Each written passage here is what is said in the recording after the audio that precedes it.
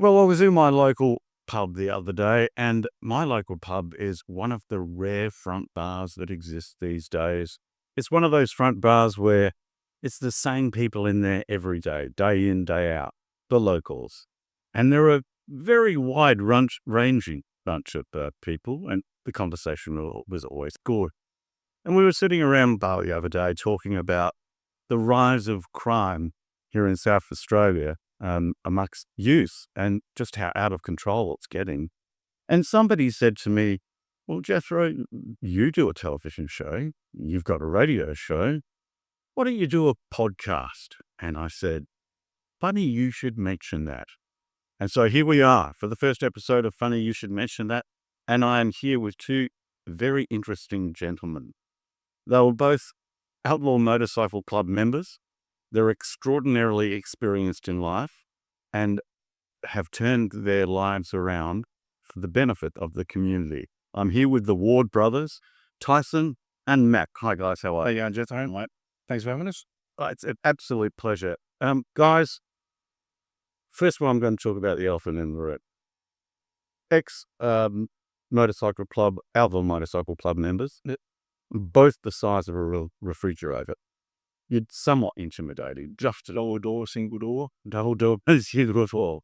Do you find, well, in your case, Tyson, especially since we have so many tattoos, shall we say, Not of staying pretty, but yeah.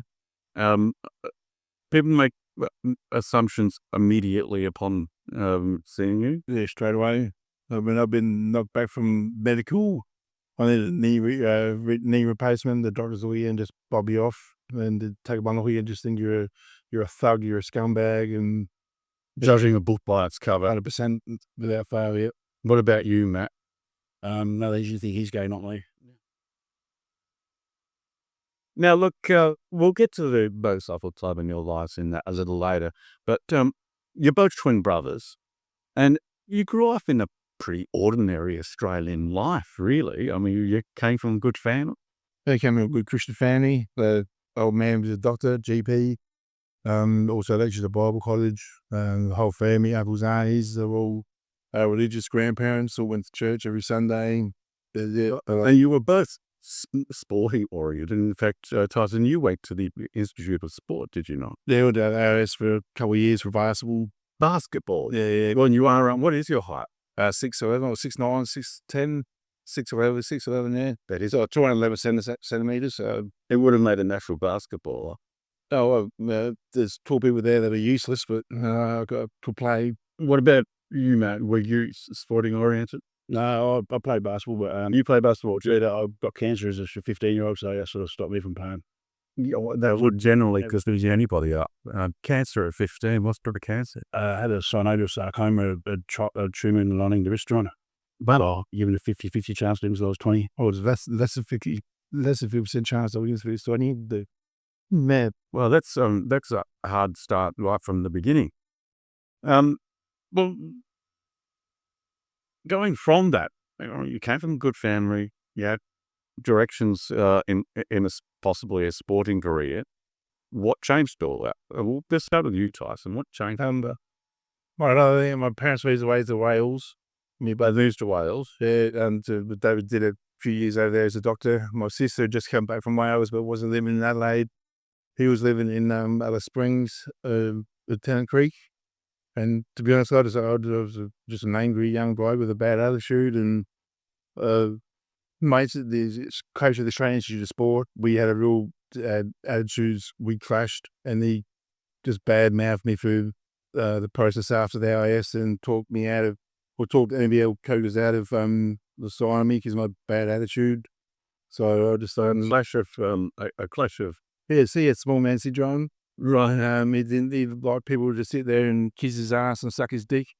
Yes sir, no sir. Whereas me, I've never been that sort of person. So it's safe to say you're a non-conformist. I don't conform. Yeah. If I know I'm right, or if I think I'm right, well then I'm right anyway. So I won't sit there and kiss ass. That didn't really wash off too well. Considering back then basketball was a private sport, a private school sort of. Generally, it was. Yeah, if I'm private school boy. Yeah, and their parents will kiss ours amongst the parents, where my parents were never like that either. Yeah. So yeah, I just didn't have the right attitude, I say. So Was this the same for you, Matt? No. There was just the cancer that I think, yeah, well, I've been fit BV told that when I live for 20 years, so I'll experience everything I can. And unfortunately, the experiences that came for me were taking drugs and partying. And Yeah. and that's sort of when I started going down the wrong road. Yeah. Yeah, drugs and party can lead you down that road, and as many of us know about. Tyson, when did you get your first tattoo? I think it was 15 or something. Really? And where was it the first one? Some pissy little fucking basketball design on the back shoulder blade. All right. I doing best to show you now, but no, they don't show you. Yeah. Oh, that's terrible. And so you just continued on, and 'cause you may remember Ray Bradbury wrote a book called The Amazing Illustrated Man. Yeah. And there was a film too. And Rod Steiger played the lead role, and he is completely tattooed, much like yourself. In fact, you were very similar. If you didn't have the beard, your beard did ring you for the sequel. When did you decide that doing your face was a good idea? See, everyone used to judge me as soon as I walked in the door because of my height and everything, and tattoos started to become popular. So I thought I'll give someone something to look at. Yeah. Instead of judging me for my height, you may as well judge me for this. So I started from my head and started working my way down. Well, you're hard to miss in a supermarket, that's for sure. Yeah, I'm hard to miss anyway, really. It must have a bit of an impact. And like you would see on the faces of people when you're walking out in the street, etc. Do you register their looks at you? No, not really. No, they were offered for that. Yeah. If I did register and I didn't worry about it, I'd do something about changing it. But I've done what I've done. It is what it is, and I'm not ashamed of what I've done. Then I'm not going to hide, turn around, and say I made a mistake. It is I am who I am. Yeah, and these are part of the tattoos, and they're part of my story. A lot of them are scribbled out. That's why they tell a story, because a lot of them were club tattoos that when I tell the club to. You see you later. I will just it. So you'll make myself in just a moment. Jumping again. What is most interesting about the Ward brothers is that, yes, they are admittedly convicted criminals. They are admittedly former Outlaw Motorcycle Club members. But they turned their life around and now attempting to help the situation that is basically an epidemic here in South Australia. We've got bigger statistics of youth crime now than we ever had before. Not just South Australia, Victoria and Queensland are probably even higher than South Australia. Is that right? Yep, I'd say. I think so. Yeah, it's a little bit of a worry. I mean, each day on the news, we're seeing more and more horrific stories committed by kids under the age of 17, 16, well, 14 at just. And you've turned your experience into an opportunity to try and make a difference, to influence young people coming up to not go down the same path. Is that a fair summation that you're on this? Our lived experiences gives us credibility in the eyes of kids. Now they'll listen to us more than they'll listen to someone that's done 5 years of uni and only knows what he's talking about because he's read it in a book. Yeah, but then you got that problem of trying to get other people to see that we're serious and give us an actual go to doing it. Well, with your background, both of your background in the Outlaw Motorcycle Clubs, that gives you that credibility with the kids, if only you could get to them. Now, I believe that you've faced some challenges. Both at PAV are working with children, police clearance, and you've made many attempts to get involved with youth organisations to try and work with them and influence these kids and maybe change their path. But you've found some roadblocks along that way. Yeah, every step of the way. Every step of the way, pretty much. Yeah. People look at us in their life. We've lived and what we've done in our past. People can't seem to like. When I say that, do you mean the government and from all governments, at least, even to the general public? Yeah, can't believe that people like us who have done the things we've done can actually turn our life around and actually want to do good. Ignorance, they don't think that we can change it. Well, I'm a great believer in second chances, and I think other people are. And I think anyone with any common sense could see the value in what you've got to offer. I was thinking about it last night, and I thought, I wonder if it has anything to do with these organizations that are meant to make a difference in these sectors are government funded. Well, if you come along and do their job for them, that's going to make it look pretty stupid, don't you think? Yeah, keyword you said there was common sense. What government department that these days has common sense? It's all bureaucracy and all bullshit, to be honest with you. Because it is not interned much on my military intelligence. Same here. So you've been guest speakers at many a conference in regards to this subject. How have you found that experience? Oh, I agree. No, you that. We haven't realised we've just all those conferences that we just talked about our own Lids experience. Yep. How we got into the club, got into the life, how we left the life, just talked about ourselves and nothing else. And we don't know what anyone would get out of that, but we had a get positive, good feedback. And yeah. Well, that's good to hear. Well, let's get into that. You were both members of more than one. Yeah, one club in that Astro is another club. Right, so Jim, tell me, how did you get into it in the first place? That was me. I was sure for is my purple East Fire. Yeah, well, about tell my parents that, didn't you? No, I was working in Turner Creek in the mines, and I ended up moving to Alice Springs to work in a mine out of in the desert. And a friend of mine was a tattooist, and he was working in a shop who aren't all members of the club, and I didn't know anyone, so I spent my weekends with them drinking, and next thing you know, I thought you knew it. You were one of the boys. Yeah. No, I know to be on. Then you bring him in? Yeah, about a year later, so I was in collecting some money for a friend of mine, was over for drugs, so I ended up bashing. Yeah, I ended up bashing some bloke. His cousin turned around and threatened me with the club. Not knowing your brother just lined up in Alice Springs, so I just rang Matt and said, I've just been thrown with the club. I've just bashed some bloke down here. It was a big meeting and everything called. This bloke said that I threatened him with the things. He threatened me, so we had a meeting at the clubhouse, and it was a matter of whoever's lying doesn't leave. I ended up rocking up by myself, and this bloke never turned up at all, so that's where I sort of got my walk into it. Right. Now, people at home, they probably watched a lot of Sons of Anarchy. Yeah. Shows such as that. Compared to what they see on there, what's it really like? Violent, exactly the same. It is the same there. No, as violent, as treacherous. It's there's nothing to glorify about it. No, slowly it's not the same. Well, I turned around and said that me and some of the bloke were called to a meeting, and one of us wasn't leaving. One of us wasn't leaving without being dragged out in an ambulance with all bones in their body broken and being near to death. But there's no like Sons of Anarchy. They're doing deals with the police, and they're running drugs and guns, and the whole club's involved. All a bit glamour, Yes, you do. When you joined the club, were you under the impression that it was a brotherhood that was amity? That's what it was. That's one who there. Yeah, I did. I rode motorbikes before I joined the club, which not many people do these days. They join the club and then buy a motorbike. But I joined because I wanted the brotherhood, the camaraderie, and obviously the partying, riding the motorbikes. That's the reason I joined. Yeah, right. There's been many a good thing that clubs have done over the years. I've seen efforts for charities, etc., and I have seen the motorcycle clubs do things for community. Did you see any of that in your early days? It do community while they sell drugs and ruin the community in other ways. Yeah, sure. Servicing the community by drugs. Yeah, they got to back into condiments, I suppose.